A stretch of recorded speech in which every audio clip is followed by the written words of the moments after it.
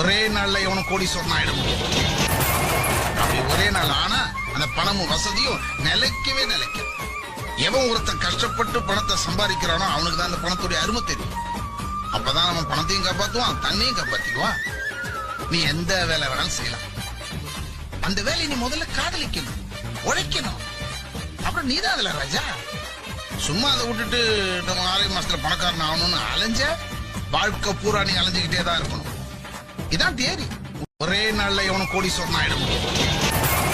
அப்படி ஒரே நாள் ஆனா அந்த பணமும் வசதியும் நிலைக்கவே நிலைக்கும். எவன் ஒருத்தன் கஷ்டப்பட்டு பணத்தை சம்பாதிக்கிறானோ அவனுக்கு தான் அந்த பணத்துடைய அருமை தெரியும். அப்பதான் அவன் பணத்தையும் காப்பாத்துவான், தன்னையும் காப்பாத்திக்குவான்.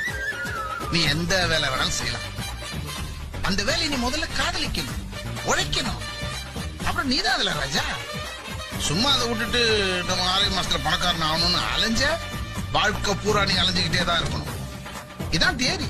ஒரே நாள்ல எவனும் கோடீஸ்வரன் ஆயிட முடியும்.